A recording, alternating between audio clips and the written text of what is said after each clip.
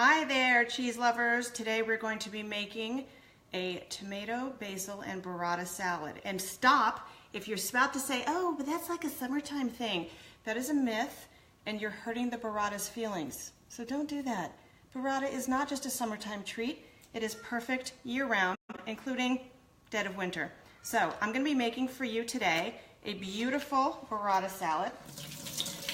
Pouring out the juice of the burrata right now, the brine that it's kind of sitting in. It's really sort of a salty liquid with some of the whey from the cheese that's still in there. So this is burrata, if you've never seen it before.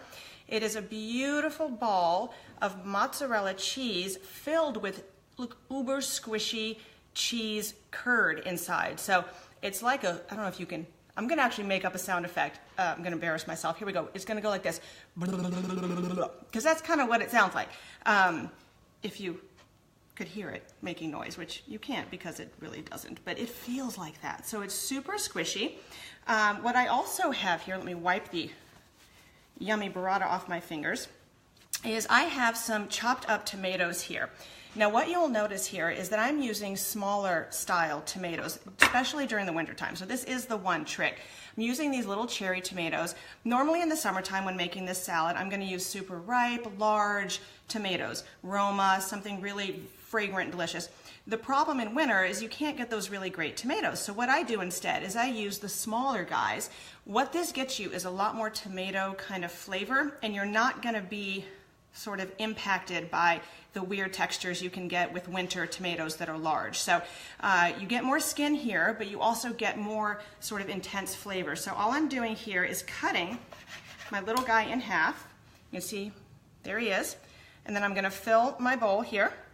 And then I have got my burrata, and I'm gonna be working with 2 portions of burrata. Now it's almost a shame to cut burrata because part of the beauty of it is how super gooey it is. So it's almost a shame to cut it, but for a dish like this that you're gonna be serving to a group, it's a little bit harder to leave the burrata whole, which we might want to typically do if it were just 1 or 2 of us. So here's my second ball of burrata, absolutely gorgeous, yay. I'm gonna cut this little guy as well. And to say you're gonna cut it in any sort of like discernible portions is silly because it's so squishy you can't possibly cut it into 1/8 or 4ths or anything. So just don't sweat that. Kind of goo it on there really nice. I'm gonna wipe my hands off again because the inside is really a soft liquidy cheese. It's almost like a cottage cheese type texture. So if you look here, trying to get a nice visual. I don't know if I'm gonna be able to pull that off. Yeah, you can kind of see how it's this really soft, almost like a cheese pudding, I guess, on top. And then the final ingredient, actually the next to final ingredient, is gonna be fresh basil.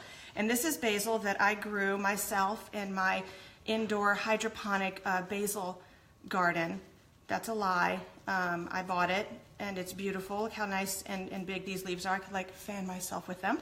So what I'm gonna do here, this is my little cheat for making what's called a chiffonade with basil, is I kind of roll it up like this, and then I take my scissors, super high-tech system here, and I snip it like this. And you're not gonna get a perfectly symmetrical cut here, but you will get some nice chunky ribbons.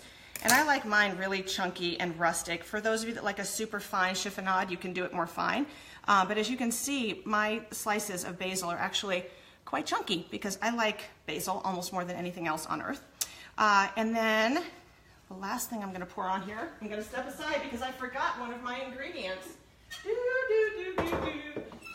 here is my favorite olive oil in the world. I'm back, hello. Frantoia, delicious Italian olive oil.